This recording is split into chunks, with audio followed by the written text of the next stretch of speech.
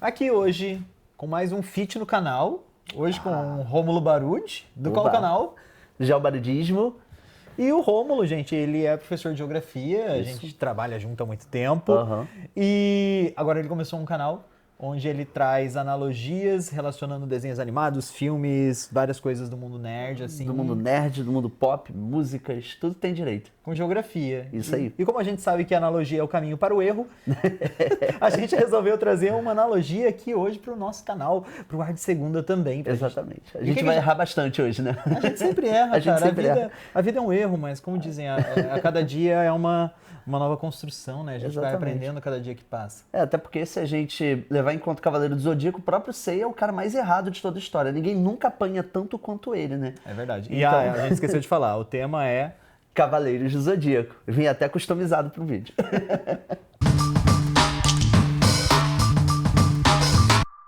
Cavaleiros do Zodíaco fez parte da nossa infância. Sim, E recentemente a Netflix resolveu fazer um reboot, um reboot dos Cavaleiros do Zodíaco. digital, Aham. né? Acho que tá na moda, né? Meio porque a Disney tá fazendo isso, Sim, trazendo vários filmes, várias histórias, é verdade. dando uma nova roupagem, às vezes trazendo outros temas. Uhum. E a Netflix, nesse sentido, trouxe o Cavaleiros do Zodíaco, que era um anime, um desenho japonês, né?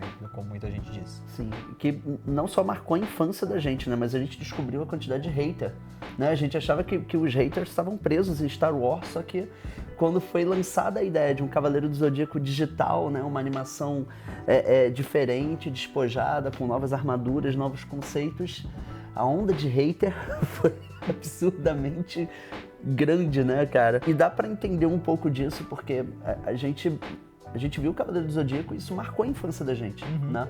Isso criou na gente, pelo menos quando eu era criança, né? Eu me lembro que eu morava em prédio e Cavaleiro do Zodíaco era o momento que a gente juntava todos os amigos do prédio para poder ver os capítulos. Então meio que era a reunião dos meninos, né? Das crianças do prédio para todo mundo ver. A gente viu o que tinha no episódio anterior, a gente gravava na fita cassete para ver o que acontecia e aquilo realmente marcou a infância, acho que de todo mundo nos anos 90, né? Eu acho que tem uma coisa muito importante no Brasil, é que meio que Cavaleiros do Zodíaco popularizou os animes no Brasil. Acho que foi um dos primeiros, assim, já tinham vários outros animes, acho que Patrulha Estelar passou no Brasil, fez parte daquele movimento ali, 1993, 1994, onde começaram a chegar essas animações japonesas. Isso. E aí foi uma explosão, né? Porque depois começou a ser invadido pelos mangás e tal, e eu era um daqueles alucinados que adorava comprar revistinha Herói. Você comprava revistinha Herói? Cara, eu comprava Herói, era muito legal. Né? Depois comecei a comprar os mangás. E a ideia da animação japonesa, chegando no Brasil e sendo uma onda, né, no Ocidente de um modo geral, Aham. tem um aspecto artístico muito interessante, porque começou a influenciar várias pessoas no Ocidente. Sim, O Akira, você assistiu o Akira? sim. O Akira, os irmãos Matrix, que na época eram irmãos Matrix, hoje em dia as irmãs Matrix, elas falaram que foi uma pedra fundamental para fazer o filme Matrix. Uhum. Então tem todo um aspecto de uma cultura sair de um lado do mundo e vir para outro, tocar nossa vida, tocar Sim. nossa infância, se tornar algo sagrado, Exatamente. a ponto das pessoas não conseguirem imaginar que aquilo pode ser refeito, recriado, e é muito louco. Você foi um desses muito haters? No início eu fui um hater, justamente por causa da nova configuração dos personagens. No início eu estranhei um pouco a ideia de existir uma Shun e não um Shun, Por quê? porque eu imaginava que isso poderia criar uma outra imagem dos cavaleiros. Nos anos 90, as Amazonas, né, não eram cavaleiras, eram Amazonas, elas usavam máscara, tinha todo um código de restrição e tal. Então quando foi lançada a ideia de que poderia ser uma Shun, eu fiquei assim, poxa, mas será que vai mudar tanto? Será que precisa mudar tanto? Eu não cheguei a ser um hater de precisa alterar tudo e tal, mas eu tentei entender como que poderia ser encaixada uma Shun. Porque a gente não olha como a construção do personagem vai se encaixar naquela história. A gente olha como a nossa ótica dentro das nossas memórias a partir daquele conceito. Mas, existe uma coisa que é interessante a gente lembrar disso, que o Japão, ele influencia de alguma forma a cultura da gente aqui no Ocidente, mais ou menos desde os anos 70, 80, lá do National Kid.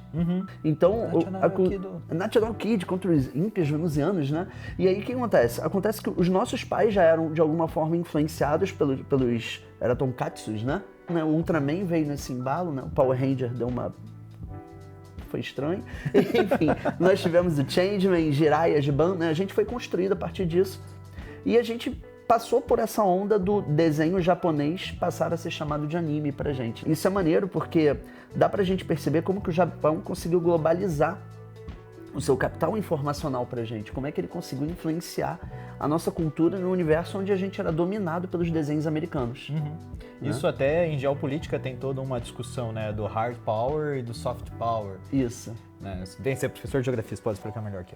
Então, a gente começa a criar a ideia de que o Japão, ele mesmo que tenha se transformado em uma das potências econômicas mundiais, ele conseguiu influenciar a informação, né, o meio técnico, científico, informacional, aquele do Milton Santos, né? Ele conseguiu influenciar os projetos de informação e poder no mundo em uma velocidade absurdamente. Ele atropelou o Vale do Silício. Nessa virada dos anos 70 para 80, 80 para 90, o Japão começou a perceber que ele não conseguiria dar conta de alcançar os Estados Unidos em capacidade de produção, até porque ele não tem área para isso. Mas na capacidade de informação ele venceu. Onde os Estados Unidos tinha a IBM, a Google e tal, eles conseguiram lançar a Sony, eles conseguiram lançar outras marcas que de alguma forma conseguiram fazer com que o nosso mercado consumidor ficasse ativo para esse tipo de coisa. E mesmo que a gente não sentisse direito, os desenhos que passavam na Xuxa, né, que passavam na Eliana e tudo mais, eles acabaram influenciando a gente entender que o desenho japonês em uma hora ia acabar virando anime.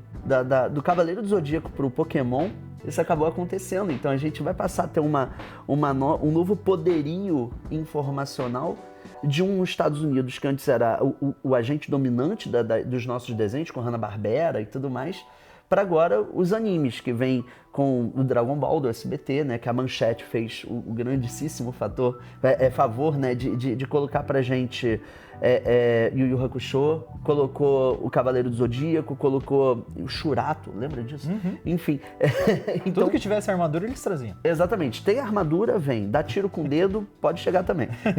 Então, é esse que é o negócio. A gente passou a ser influenciado com isso. A gente fazia lá os movimentos cavaleiros no recreio. Né? Sim, e começou a se criar toda uma ideia de uma cultura japonesa no Brasil, né? Antes a gente simplesmente falava aqueles caras de olho puxado, e daí de repente a gente começa a ter pessoas querendo aprender a falar japonês, pessoas fazendo cursos de mangá, pessoas querendo entender como funciona a vida no Japão e querendo ir pro Japão. Exatamente. Eu sonho até hoje em ir pro Japão. Sim. É um sonho de infância que eu carrego até... Eu também. O máximo que eu cheguei foi a Liberdade em São Paulo. Somos dois. Enfim, vamos chorar junto daqui a pouco. Antigamente só tinha aquele ideal, ir para Disney. De repente você começou a ter, caraca, eu quero ir conhecer um templo no Japão. Tipo, por que eu quero conhecer um templo no Japão? Eu quero ver como, sei lá, o Inuyasha saiu do templo, né? Então, assim, a gente começa a ter essas coisas, né? Influência dos mangás sobre a gente, dos animes, acho que mais dos animes do que os mangás, né? Porque é muito louco imaginar que nos anos 90, aqui no Brasil a gente vivia uma crise econômica, mas o ápice de um boom televisivo. Então era muito mais caro pra gente comprar revista, tendo a inflação como jogo aqui no Brasil, que fazia com que uma revista importada se transformasse num problema gigantesco pra gente. A gente não tinha tanto acesso nos anos 90 aos mangás, mas a gente conseguia ter acesso aos programas matinais, os programas vespertinos e tal, que passavam os animes. E que passava também esses programas tipo Changeman e tal. E a gente acabou sendo mergulhado por aquilo ali, né, por aquela informação, sem direito de saber para onde que a gente ia. O Japão, ele tem esse poder. No Geobarudismo, no Instagram, eu cheguei a colocar uma coisa que eu achei muito legal. Quando lançaram o New Beetle, né, o novo Fusca, tinha um New Beetle Pikachu. Sim.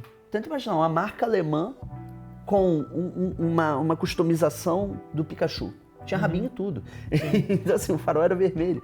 Então, era meio louco, né? Tava de noite, o carro dava choque do trovão. Então, é meio louco a gente conseguir imaginar que essa influência capital japonesa sobre a gente acabou mudando os nossos próprios hábitos. Sim. Eu quando era adolescente, eu desenhava os Pokémons, eu desenhava os Cavaleiros do Zodíaco. Eu falo que eu fui pro caminho da arte porque os primeiros desenhos que eu fazia eram desenhos de Pokémon, Dragon Ball. Sim. Então tem uma grande influência disso daí na minha escolha, sabe, de fazer artes. Eu só fui procurar um curso de desenho porque eu queria desenhar um Goku, sabe? Sim. Basicamente meu canal tem como influência isso, né? Eu não cresci. É a sua vida, deixa teu depoimento aí nos comentários, porque aposto que é a vida de muita gente.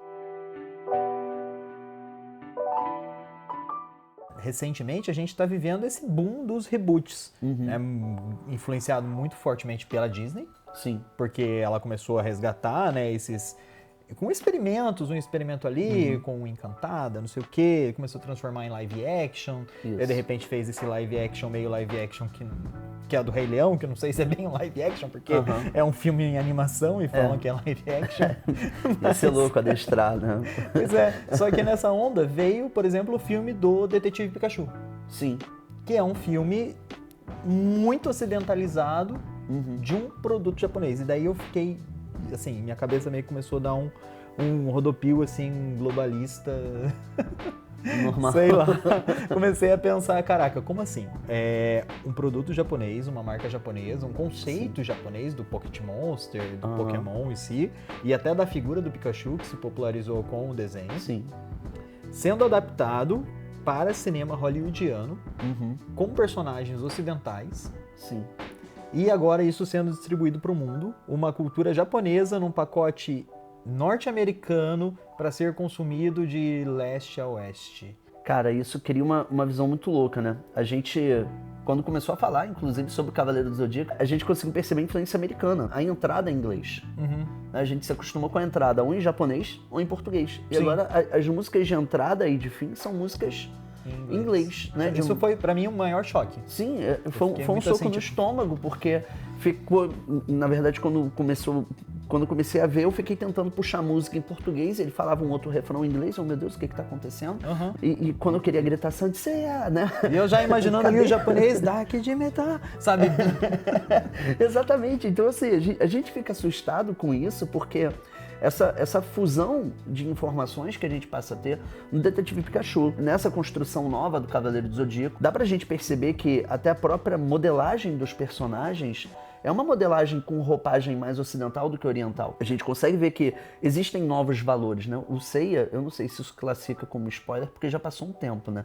Assistam, gente, são só... Quantos episódios? 6 ou 8? São 6, 8, São menos de 10 episódios, sabe? né? Não vai dar nem 2 horas da sua vida. Isso acho que é o primeiro episódio. O segundo, cara, o Seiya é viralizado. Fazem uma live do Seiya tomando porrada dos garotos de rua. E tipo, nos anos 90 a gente não usava celular. Eu acho que essa atualização da linguagem, das formas de classificar a informação, seja no Detetive Pikachu, eu acho isso uma coisa muito louca da globalização, porque ela conseguiu ao mesmo tempo homogeneizar a informação, porque agora eu tenho uma linguagem global por trás disso, e dentro dessa roupagem global eu passo a ter um outro ponto, que é a ideia de conseguir integrar uma nova geração às informações de agora. A gente não quer ver, por exemplo, a gente, vulgo, o mercado, tá?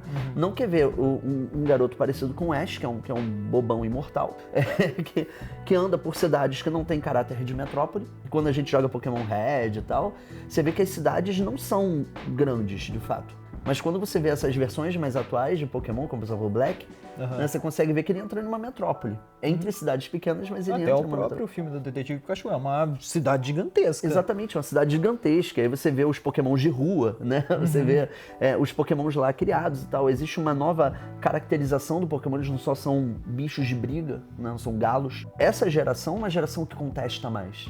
Ela é uma geração que está buscando uma informação nova. Então, não faz muito sentido para a galera que é nova, para a galera que tem seus 18 anos para mais novo, olhar, por exemplo, para um Seiya decepando a orelha do Cássio. Ou então um grupo de heróis formado só por homens. Exatamente, exatamente. E aí eu achei irado, porque o meu medo era criar uma ideia de uma Shun, voltando para Shun, né? Criar a ideia de uma Shun como se fosse aquele estereótipo japonês da menina frágil, bobinha, que perde para todo mundo. E a Shun, ela é irônica, a Shun não tá em pé de desigualdade com nenhum dos outros cavaleiros, ela não é tratada como a menininha, a bonequinha bibelô que a gente tem que cuidar, ela cai na porrada com todo mundo. Sabe o que eu percebi também que eu achei maneiro desse reboot? É que em nenhum momento as mulheres são vistas desse jeito. Sim. Quando o Seiya ele tem que sair no braço com a China, ele não fica que nem no anime, tipo, ai meu Deus, você é uma mulher, sabe? Como assim eu vou lutar com uma mulher? Não tem isso. Ela é uma mulher, ela é uma guerreira, ele respeita ela como tal. Não usa máscara. Não usa máscara, isso daí também é uma questão, tipo, como que eles iam enfiar aquela coisa bem arcaica do anime, que tipo, mulher, as Amazonas... se um homem vê o rosto delas, ela tem que matar ou ela vai se apaixonar, tem que casar com ele. Tipo, Sim. sabe? Isso é muito arcaico, isso é muito retrógrado. Exatamente. Como que eu vou colocar isso num anime hoje em dia e querer que as pessoas engulam isso facilmente? Exatamente, não dá mais. E não é girl money, nem nada do tipo, né? Não é como a gente estivesse subornando um novo mercado. É uma ideia de, cara, tenta imaginar pro mercado em si. Agora as meninas, elas têm uma Shun. Agora as meninas olham pra China e ela não é uma, sei lá, não tem um complexo estranho.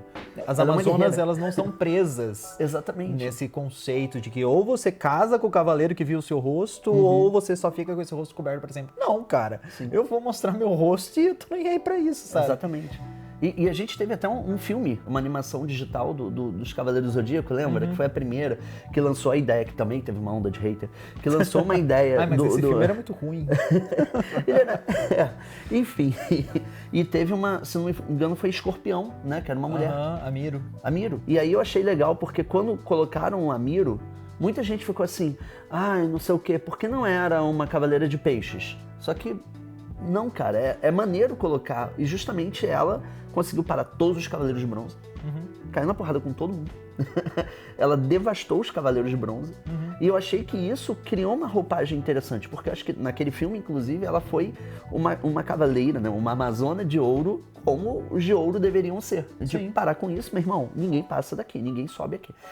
Então, assim, isso cria uma nova visão. Eu acho que aquele filme acabou mostrando pra gente que a identidade, que é um conceito que a geografia trabalha bastante, a identidade fundida a ideia do mercado, fundida a ideia da própria globalização, vai acabar mostrando pra gente que essa nova geração é uma geração mais complexa. Ela é uma geração que, enquanto tá vendo o anime, ela não vai juntar a criançada do condomínio pra ver só. Ele vai estar tweetando sobre aquilo, ele vai estar fazendo live sobre aquilo ali. Ele vai estar entrando no perfil do criador e falando, pô, não gostei dessa cena aqui, cara.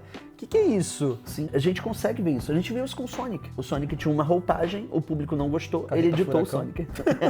Ele era carreta furacão, Sonic de pelúcia. E aí qual é o negócio? O negócio é que mudou. Então, eu acho legal que, mesmo com essa onda de haters e tal, a ideia de manter esse Cavaleiro do Zodíaco, particularmente eu gostei muito. Eu achei, até estou aqui em vídeo, falo, gostei muito desse vídeo, justamente porque cria uma visão nova, cria uma visão interessante, cria uma visão atual sobre os cavaleiros. A gente consegue ver, por exemplo, na construção dos personagens do Yoga, do Shiryu. O Yoga tá menos mamãe do que antes, né? Graças a Deus. Ainda bem. O Shiryu, ele tá mais, vamos dizer assim, ele tá mais filósofo do que ele era na primeira saga, que ele sempre foi o responsável, né? Ele sempre foi o responsável, ele é um adolescente que se acha responsável, dá pra ver essa tem mudança. até isso, na saga original, eles são muito mais jovens, eles têm entre 13 e 14 anos, Sim. e agora eles já têm 18, e o anime não, né, o desenho da Netflix Aham. faz questão de falar, ele foi pro treinamento com 12, ficou 6 anos treinando, Sim. e agora tá voltando aqui com 18. E aí é Então, só fazer as contas. Gente, eles têm 18 anos de idade, por isso que eles estão aí por aí salvando o Exatamente. mundo. Então, crianças, não fechem as suas costas com um dragão com 12 anos. Né? Porque eu achava o máximo, né? Minha mãe enlouqueceu quando era criança, tinha os meus 8, 9 anos, via aquele Shiryu, né? Com aquele dragão nas costas, mãe, é isso que eu quero. E, tipo, não, a gente tem que ter uma regra aí pra tatuar. Então, Depois você cresceu, você começou a tatuar eles, mas tudo eu bem. comecei a tatuar, eu tenho um Ikki na minha perna. Então, assim, eu sou o irmão mais velho, tá, gente? Então, cara, a parte louca é justamente essa, né, cara? O próprio Ikki muda. Muda A relação muito. dele com a irmã, a gente não consegue ver mais a Shun como aquele personagem sensível, como aquele personagem bobinho. Que dependia da defesa dele. Que dependia da defesa dele. Ele ensina ela a se defender para que ela possa se defender sozinha, não que dependa dele. Isso é muito bom.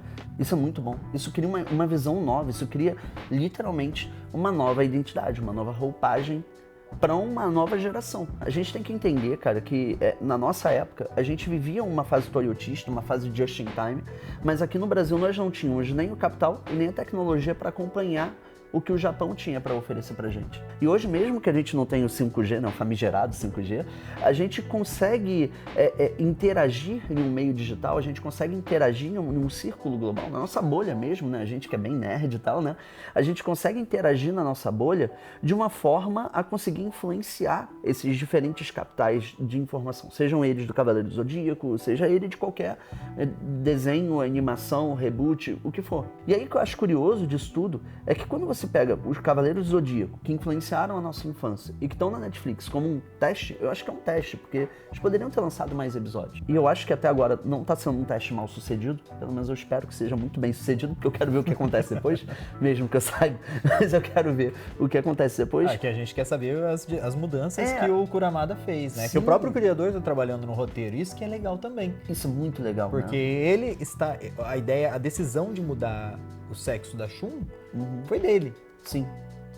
É ele que pensou, tipo, não, novos tempos, novas ideias. Isso tudo, cara, mostra pra gente que nessa nova revolução, a 4.0, que é uma revolução recente, não tem ainda um texto da geografia sobre essa revolução industrial. Infelizmente, os nossos autores da geografia industrial, eles estão em um processo de renovação. Acontece que a gente tem muito pouco material acadêmico sobre essa nova revolução industrial.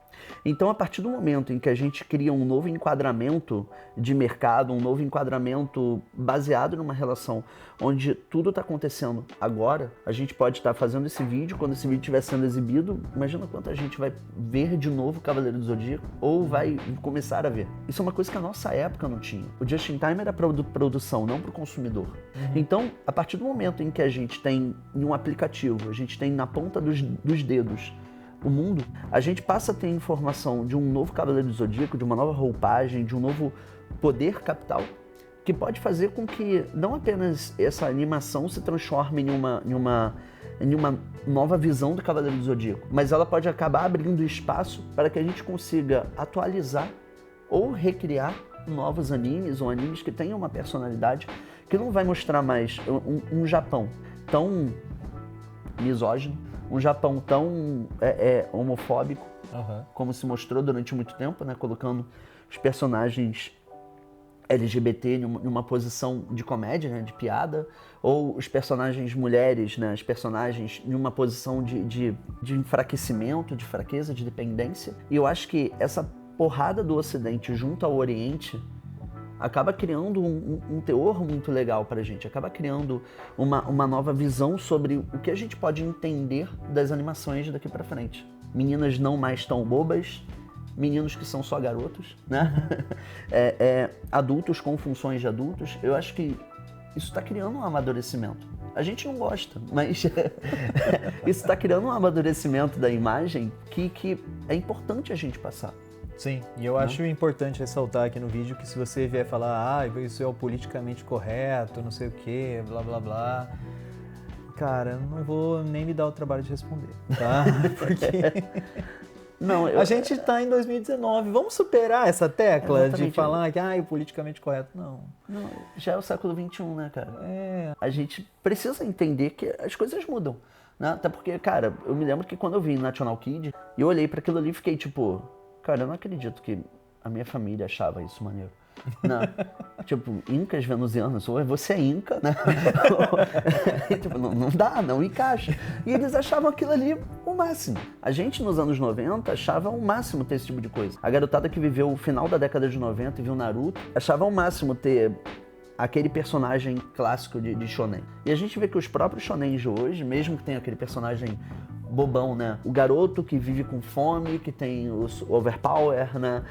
Aquela velha fórmula, né? Aquela velha fórmula, você vê que existe uma inserção de novos debates a partir dali. Novos personagens masculinos, femininos e tal. Essa nova inserção, cara, cria uma roupagem que eu acho que é muito maneira. É legal a gente, hoje, como adulto, ser um observador desse processo, não só um consumidor, né? Olhar para os animes, pensar assim, estereótipos masculinos, femininos, não binarismo dentro do próprio anime. São várias questões que a gente, hoje em dia, conceitualiza, sabe debater, sabe falar, e vários desenhos animados no passado já faziam isso. A própria, a Shun, no passado já eram, né, um questionamento do que é essa figura masculina. Aham. O último episódio do desenho agora da Netflix dos Cavaleiros do Zodíaco apresenta, acho que é Mist, né, o nome daquele personagem. Ele é um cavaleiro de prata que já tem também feições femininas, mas ele é um homem, tem todo ali o próprio Afrodite de peixes, né, que trazia também todo aquele aspecto feminino, que deixava a gente até preso, né, tipo, como assim, né? E o binarismo, onde fica nessa relação? Exatamente. Né? Cavaleiro do Zodíaco sempre teve essa pegada, né? Sempre tem um personagem em alguma saga que tem alguma característica que a gente pode trabalhar. Hoje é muito maneiro, né? Porque a gente amadureceu os conceitos. Eu me lembro que quando teve a saga isso no anime original e tal, quando teve a saga dos Cavaleiros de Ouro, quando o Shun aquece com Cosmo e Yoga, gente, foi o caos dentro do colégio, porque as crianças ficaram, meu Deus, eles estavam dormindo de conchinha. Não, e o anime ele não poupa esforços em dar um enquadramento da boca do Shun se aproximando da boca do Yoga. Aquela coisa assim, e tipo, nos anos 90 a gente não tinha maturidade nem nada pra se bater.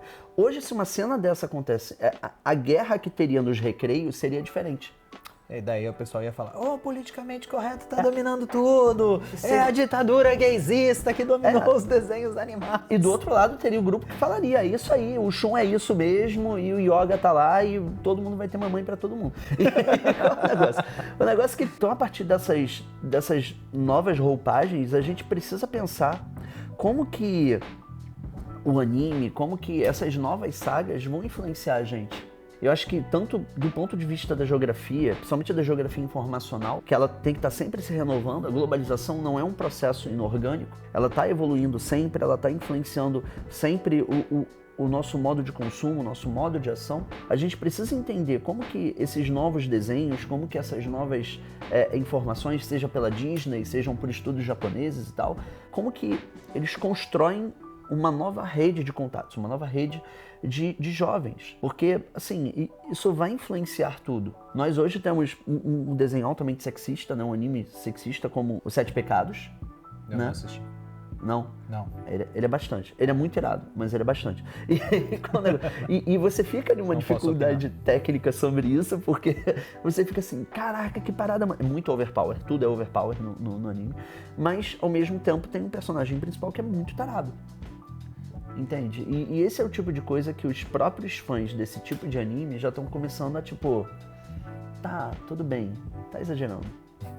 Sabe? Então é legal porque o Japão, que é tão preso nos costumes e que influenciou durante décadas o nosso modo de consumo, ele hoje está começando a perceber que a globalização está afetando a própria forma do japonês pensar o mundo. Não é mais uma imposição do Japão ao mundo, agora virou uma intraimposição. Tudo começa a se amarrar, uma cultura começa a permear a outra e os costumes vão mudando, né, cara? Porque as cabeças vão explodindo, vão abrindo. Exatamente. E aquela ótica de globalização que a gente tinha, né? Um anime japonês falando de uma cultura grega com personagens que eram filhos de um mesmo cara, espalhados pelo mundo inteiro, né? Hoje tem uma ideia muito menos bizarra. São jovens, órfãos, que têm um poder especial e que são aproveitados por aquele velho que não necessariamente é pai de todo mundo e que eles aproveitam o próprio poder, descobrem quem eles são, descobrem o interior deles. O cosmo é quase uma entidade. Tem aquela ideia de descobrir o próprio cosmos. Cada um é um universo. Isso, cada um tem um universo dentro de si. Você não sabe usar o seu universo direito. Não é apenas com força bruta. Você precisa confiar, acreditar em si mesmo. Valores que são importantes, né? Que são importantes serem tão didáticos para essa galerinha de hoje, né? Uma galera que é tão ligada ao universo digital, ao universo externo, acreditar em si mesmo pode fazer toda a diferença para criar uma nova geração de jovens que tenham autoconfiança, né? A internet tira muito isso da gente.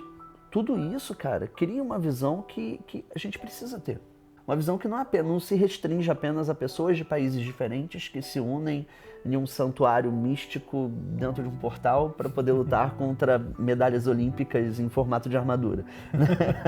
Agora a coisa é diferente, agora são novos receptáculos de poder, novas formas de você debater o poder, debater a vingança, o ódio. O Ikki mostra isso pra gente, né? Por isso que eu quero muito a segunda temporada.